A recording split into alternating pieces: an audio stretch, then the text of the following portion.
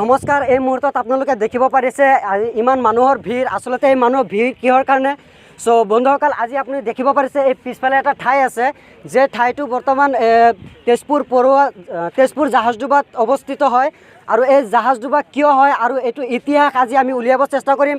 আৰু আপোনালোকক যদি দেখাবৰ কাৰণে যত্ন কৰোঁ, তো আপোনালোকে দেখিব পাৰিব কিমান মানুহৰ ভিৰ।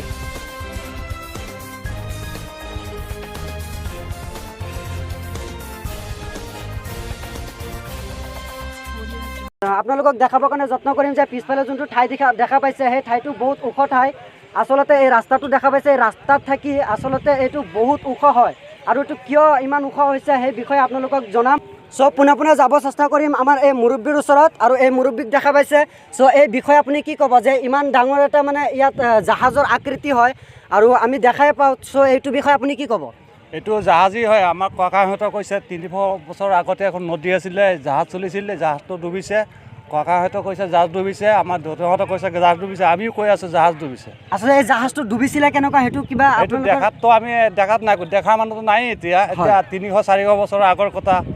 এতিয়া জাহাজ ডুবিছে। আগত নদী যে আছিলে, এইটো এটা খাল এটা আছেই, নদীৰ নিচিনা খাল এটা আছেই। এইটো বহুত দিন 400-300 বছৰৰ আগৰ কথা। আপুনি দেখিব পাৰে নদীৰ মাজত এনেকুৱা এটা ওখ ঠাই। আৰু এই ওখ ঠাই কিহৰ কাৰণে এইটো বন্ধুসকল আপোনালোকক আৰু ভালদৰে বিস্তাৰিত জনাবৰ কাৰণে চেষ্টা কৰিম। যেতিয়া নেকি আপোনালোকে নিজৰ চকুৰে দেখা পাব, তেতিয়া আপুনি বুজি পাব যে আচলতে এইটো এটা ঠাই, যোনটো ঠাই নেকি জাহাজৰ নিচিনা হৈ আছে, জাহাজৰ এটা আকৃতি। আৰু আপোনালোকক দেখাবৰ কাৰণে চেষ্টা কৰিম। আৰু এই বৰ্তমান আমি ওপৰত যাবৰ কাৰণে চেষ্টা কৰিম। কিমান ওপৰত আচলতে কিমান ওখ ঠাই হয় সেই বস্তুটো আপোনালোকক দেখাবৰ কাৰণে চেষ্টা কৰিম। চ' এই ওপৰৰ ঠাইখিনি আপোনালোকক দেখাবৰ কাৰণে যত্ন কৰিছোঁ। এই বিষয়ে আমাৰ এই দাদাজনক সুধিম যে আচলতে ইয়াত কি হৈছিলে, আপুনি কি জানে? ইয়াত শুনা মতেনে মই শুনিছোঁ ডাঙৰ মানুহৰ হাতত, আমাৰ নানাহঁতৰ হাতত, খুৰাহঁতৰ হাতত, বৰদাদাহঁতৰ হাতত শুনা হৈছে, যিহেতু এইটো জেগাত মানে সাগৰ আছিলে। হয়, সাগৰ থকাৰ পিছত মানে পানী আছিলে। পানী থকাৰ পিছত ৰজাহঁতৰ বোলে এইফালে বোলে নদী দি বোলে বেপাৰ বাণিজ্য কৰিছিলে। শুনা মতে এইটো নদী দি বোলে যেতিয়া বোলে ৰজা এজনৰ ল'ৰা বোলে বিয়া কাৰণে গৈছিলে, বিয়া যেতিয়া পতাই আনে বোলে, তেতিয়া বোলে ইয়াত বোলে পানীত বোলে নাও ডুবিছিলে। ডুবি যোৱাৰ পিছত এইটো বহুত দিন আগত আমাৰ দেউতাহঁতৰ মুখত শুনিলোঁ যে ইয়াত বহুত মানুহ আহিছিলে, গাড়ী ঘোঁৰা লৈ পেলাই, বহুত মিচিং টিচিং লৈ পেলাই আহিছিলে খান্দি চাবলৈ কি আছে। যেতিয়া খান্দি চাই তেতিয়া গাড়ীও ইয়াত থাকি গ'ল। মানুহ চানুহ যিমান আহিছিলে, মানুহবিলাকৰ নাকে মুখে তেজ ওলাই মৃত্যু হ'ল। আৰু এতিয়া যিটো জেগা ওপৰত আমি যিটো জাহাজত ৰখি আছোঁ, সেই জাহাজটো বৰ্তমান ইমানটো ডাঙৰ আছিলে। এতিয়া বৰ্তমান নহ'লেও আপোনাৰ 300 বিঘা মাটিলৈ আপোনাৰ জাহাজটো ডাঙৰ আছিলে। এতিয়া বৰ্তমান লাহে লাহে কমি গৈ আছে আৰু লাহে লাহে ডাউন হৈ গৈ আছে। আমাৰ মাহঁতৰ দেউতাহঁতৰ কথা শুনা মতেনে যিটো সিহঁতে জাহাজৰ ওপৰত যদি উঠিছে, গা বোলে ঘামি গৈছিলে, ইমানটো ওখ ঠাই আহিছিলে।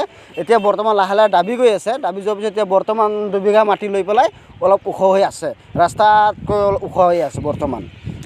সেইটো কাৰণে ময়ো মানে এইটোৰ ভিতৰত মানে অকণ মানে শুনি ভাল লাগিছিলে। সেইকাৰণে মই মানে জানিব বিচাৰোঁ এইটোৰ ভিতৰত কি আছে।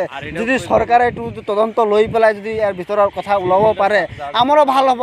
আমাৰ গাঁওখনৰ কিবা এইটো উচিলা লৈ যদি আমাৰ গাঁওখনত যদি কিবা উন্নতি হয়, আমাৰ ভাল লাগে। আপোনালোকে শুনিব পাৰিছে এই গাঁওবাসীৰ মন্তব্য। আচলতে কি গাঁওবাসীৰ মন্তব্য এনেকুৱা যে ইয়াত বৰ্তমানো ইয়াত মানে পূজা পাঠ কৰা হয় বছৰে বছৰে। আৰু মুছলমান ধৰ্মাৱলম্বী মানুহসকলে ইয়াত মানে অলপ মানে পবিত্ৰ ঠাই বুলি ভাবে।